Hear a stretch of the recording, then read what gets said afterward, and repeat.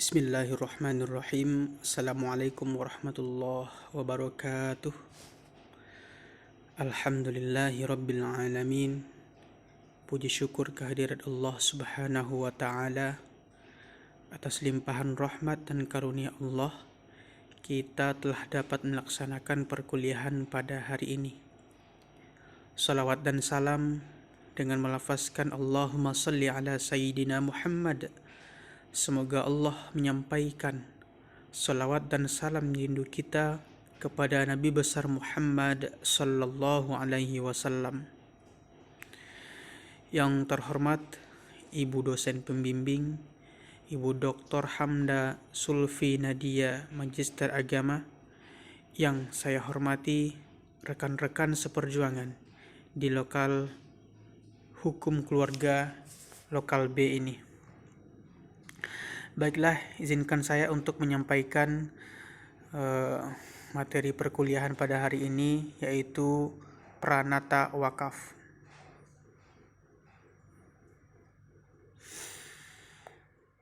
Yang pertama, pengertian. Wakaf berasal dari bahasa Arab, yaitu waqafa yaqifu waqfan, yang berarti menahan, berhenti, tetap, berdiri, atau diam di tempat. Disebut menahan karena wakaf ditahan dari kerusakan, penjualan, dan semua tindakan yang tidak sesuai dengan tujuan wakaf. Pengertian wakaf menurut ahli fikih. Yang pertama, Imam Abu Hanifah. Beliau mengartikan wakaf sebagai menahan suatu benda yang menurut hukum tetap milik si wakif dalam rangka mempergunakan manfaatnya untuk kebajikan. Jadi, menurut Imam Abu Hanifah, wakif masih menjadi pemilik harta yang diwakafkannya. Bahkan, wakif ini diperbolehkan menarik kembali dan menjual harta wakaf tersebut. Yang kedua, menurut Maliki, ia berpendapat bahwa wakaf itu tidak melepaskan harta yang diwakafkan dari kepemilikan wakif. Akan tetapi, wakaf tersebut mencegah wakif melakukan tindakan yang dapat melepaskan kepemilikannya atas harta tersebut kepada yang lain, dan wakif berkewajiban menyedekahkan manfaatnya serta tidak boleh menarik kembali wakafnya. Yang ketiga, menurut Imam Syafi'i dan Ahmad bin Hambal berpendapat bahwa wakaf itu adalah melepaskan harta yang diwakafkan dari kepemilikan wakif setelah sempurna prosedur perwakafan. Jadi, menurut Imam Syafi'i dan Ahmad bin Hambal, wakaf secara otomatis memutuskan hak pengelolaan yang dimiliki oleh wakif untuk selanjutnya diserahkan kepada nazir yang dibolehkan oleh syariah.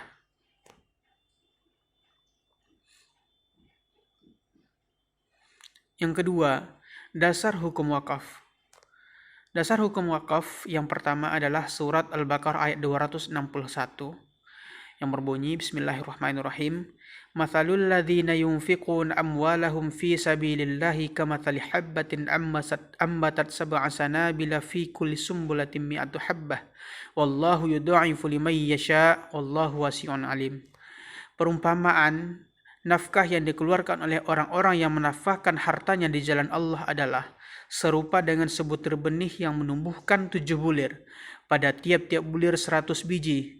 Allah melipat gandakan ganjaran bagi siapa yang Dia kehendaki, dan Allah maha luas karunia-Nya lagi maha mengetahui. Dalil lainnya adalah surah Al-Baqarah ayat 267, surah Al-Imran ayat 92, dan juga terdapat hadis yang berkenaan dengan wakaf ini. Kawan-kawan bisa melihatnya di dalam makalah yang telah saya share di grup. Selanjutnya, fungsi dan tujuan wakaf. Fungsi dan tujuan wakaf dapat kita lihat di dalam pasal 216 KHI Kompilasi Hukum Islam dan Undang-Undang Nomor 41 Tahun 2004 tentang wakaf. Fungsi wakaf di dalam KHI yaitu mengekalkan manfaat benda sesuai dengan tujuannya.